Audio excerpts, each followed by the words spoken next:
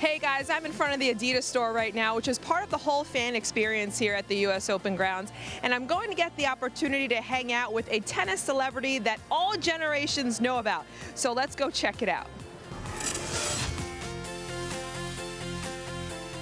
All right, it is a treat to be here at the Adidas store with the one and only Stan Smith, former #1, former US Open champion, and tennis Hall of Famer. Stan, thank you so much for joining me here at the Adidas store. Well, it's nice to be at the Adidas store. I always love being in these stores. I've been in all over the world at these Adidas stores, so it's always fun. Well, I know you travel all over the world for tennis, but what makes the US Open so unique, having won it as well, and seeing, what fans see? Well, the fans get into it, especially the night matches. When I was playing, we played on grass, and we didn't have night matches, but I did play some night matches here. And as a matter of fact, I was scheduled to play my quarterfinal doubles match at night the day my first son was born. So we actually postponed it to the next day, and I was flying high the rest of the week. We won the tournament. Oh, well, there you go. Yeah. How do you think tennis has evolved since your time? Well, there's more good athletes now. There's on both the men's and the women's side. There's players that can really move. They got great hand-eye coordination, and there's more depth. And of course, with the new rackets, they're not new anymore, but the rackets and the strings, players hitting the ball harder, more spin. And therefore, you see less serving and volleying because players can pass so well with the control they have with those rackets. Well, there seems to be a lot of longevity with some of the players as well. Serena at the top of her game still. And on the men's side, you have Nadal, Federer, Djokovic, the big three, still in it to win it every major. Why do you think that's so? Well, those guys are taking care of their bodies, and all three of those guys. And Murray's trying to take care of his body, but unfortunately he's had that hip operation. So I think the fact that they've figured out how to really get the most out of their body and to maintain it, take care of it, and they all love it, So if you're going to ask them why you still playing, it's because they love to play, and that's the bottom line. And they're looking to, build on their legacy and win titles. They're not really concerned with prize money so much, so there's not pressure in that sense, but there is pressure, particularly in those big Grand Slam title matches. What about the young guys? Who do you see coming in? Well, I'd like to. There's the two Canadians, Felix Auger-Aliassime, and then of course Shapovalov. So that you got those two guys are really good. We got Zverev, who's playing well. Team is doing well. He's lost here this year at the U.S. Open, but Taylor Fritz is another good American who's keeps on the rise, and he's going to hopefully be a top 10er. Now, obviously, you've played singles. You've also played doubles and won at the U.S. Open as well. What is it like to be a player playing both singles and doubles? What is the grind like during the 2 weeks? Well, it was just normal. We never thought about it at the U.S. Open and Wimbledon, all those events. We just played singles and doubles. Almost all the players did.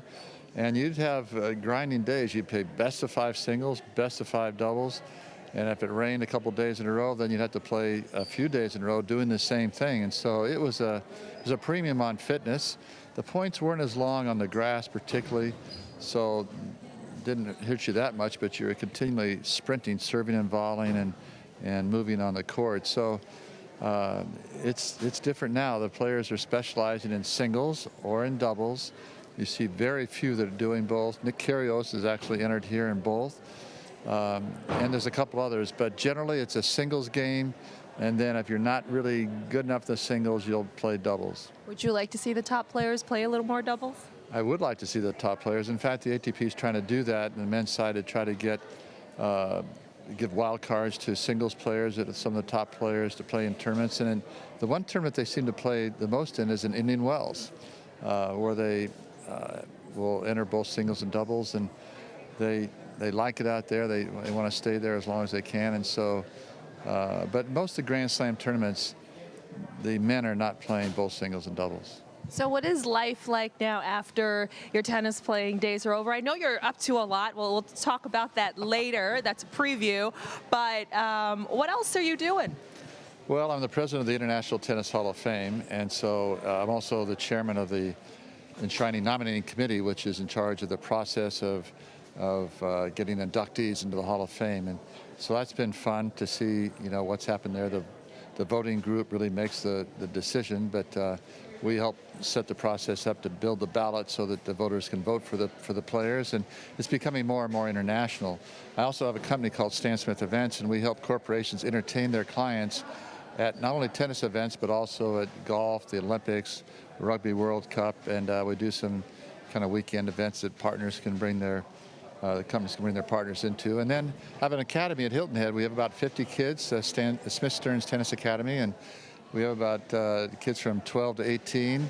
They're playing anywhere from 3 to 5 hours a day. They're committed players, and some have done quite well. Our goal really is to get them to a level they could go to a college that's right for them, both academically and tennis-wise. And then a few of them have gone on to the pro circuit. And just recently, Jesse Pagula, who had been with us about 10 years ago, just won Washington. So that was it was fun to see that. We've got a couple others playing on the pro tour as well.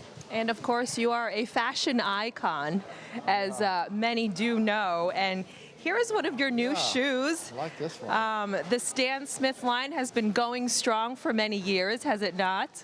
Well, it has. We actually took the shoe off the market in 12 and 13 and brought it back on January 15th of 2014 and all over the world. And we've done it totally through social media. So people have been following, celebrities and collaborators. We've got Pharrell Williams helping, with Adidas now, and Kanye West. And so we've got some different people that people really know, models and actors and actresses. And so that's been a big boost for Adidas. And of course, the products have been good. This one is very plain, very simple. This one particularly is actually pretty neat. It's got the flowers on it, and I'm about to get this for one of my 10 grandchildren. Wow, 10. Nice. Well, that's 10 women. Now girls, we have 5 boys as well, so we have 15 total grandkids. And anyway, it's been fun to see the shoe and to see. The fun thing about it is you got boys and girls wearing the shoe, and then you have men and women wearing the shoe, and so it's at all different ages. And that's the thing that's most fun for me to see, is that you might see a mother and a daughter. Heaven forbid to wear something your mother might wear if you're a daughter, but I've seen a lot of those combinations, both mother-daughters and daughter-fathers, so it's fun to see that. Well, Stan, we know you have the shoes on, and we are at the Adidas store. I would love for us to make an outfit. So how about we go get some T-shirts, made for ourselves, specialized. In the store. Yes, we are. So let's go do that. Perfect. All right. Okay. All right, we're here at the flocking station. I understand that is what it's called. Yeah. Not engraving, not anything. It's the flocking station. Yeah. So we've chosen a couple of shirts here to go with your shoes. Yeah. You chose this nice green. I like this kind of a lime green. Yes. It's a kind of a, as a fashion icon, I know that this color is now in fashion, so I'm going to go with that. Okay, well, you heard it here first. Fashion tips from Stan Smith. Yeah, right. Now, we can choose one of these lovely labels here that we could put on the shirts. Which one are you going to choose? Good. I played Davis Cup for the United States. We won 7 times. I'm going to put an American flag. There you go. USA, Yeah. USA. Yes. Okay, and would you like an NYC 2019? Yeah. Just remember this moment with me, Stan. This is a special moment. Well, to remember, this is 2019. We'll put this, maybe we'll put this right here. How's that look?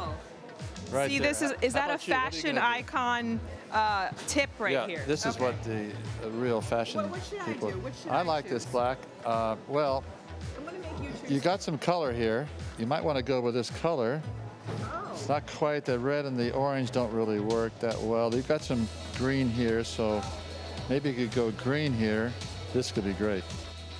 All right, now that we've figured out the shirts and what we want, we're going to get ready to flock. Yeah, let's flock them. Let's do it. Okay, good. So I'm going to take my green shirt now. Yes, take your green shirt. All right, you got the black one. This is exciting, Stan. Okay, we need some help, though, because I've never flocked before. Yes. Tell us what flocking is. So flocking is basically, we're basically going to press the New York City and the United States flag right on the shirt using heat compression. So yeah, we'll start placing it in here, and yeah, we'll guide Stan Smith through the process. Well, while we wait for your shirt to be flocked, let's talk a little bit about your fashion career over here. Yeah. Okay, so the shoe has been going on for now, what, 30 years? Well, my name's been on it since 1973, 47 years. So it's been a while, and it's been through all sorts of transitions. You know, with we had one called the Millennium, which is in 2000, which is a little thicker sole that I wore quite a bit playing, a little more support while you're playing. And now we've got different colors, different materials. The suede has been one of my favorite materials because it's kind of cool, the blue suede shoe, so I've got some like that. I designed some in black suede with my university colors on them, so it's been fun to see that the evolution of it, and now we're seeing some with some flowers on it that look quite nice and different colors, but the white has been the staple in the collection since the very beginning. They really created in 1965 by Horace Dassler, Adi Dassler's son, and Robert Hayet, who was the #1 French player.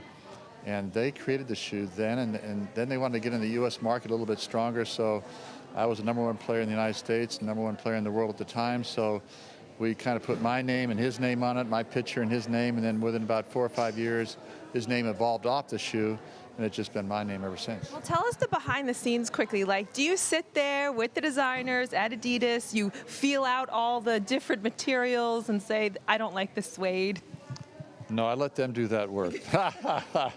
No, they've done a great job, not only in designing, but also in marketing and getting the word out. And so I just help promote this shoe anywhere around the world. What do you say to people who are young enough to not know your playing days, but old enough to know your playing days, but have this camaraderie and this connection because they love your shoe? Well, it's been fun. A lot of young people will see, you know, if they see who I am, they say, gee, that's your name on the shoe. I said, yeah. I said, well, I didn't know that, you know, you played. And, you know, they did an interview in Paris, and they interviewed a lot of young people, and they said, well, what is he? Well, I think he was a basketball player. No, he was a runner. I said, no, I have no idea what he did. So, you know, that's just history. I mean, if you're 20, 30 years old, you wouldn't have seen me play. And if you don't follow the history of the game, you wouldn't necessarily know that I was a tennis player. Well, Stan, thank you so much for joining us. It is wonderful to have your shoe on display. I might just go get a pair right now before I walk out this well, door. Michelle, you would look great with those shoes with the flowers. You know, when you got those twins, they're going to be very excited to see you wearing that shoe, but they might throw up on it. That's the only thing. Okay, well, before you go, let's see how your shirt turned out. Gee, so that's permanent. That's correct. All right. Did you think you made a right choice? I think so. I don't have buyer's regret. I like that choice. It's going to look great. All right. Oh, here we go. Oh, that looks great. How about that? And now we have this Adidas shirt right here, so you have a whole set. We're ready to go, and you're ready now to watch the U.S. Open in style here. I'll be watching in style. How about that?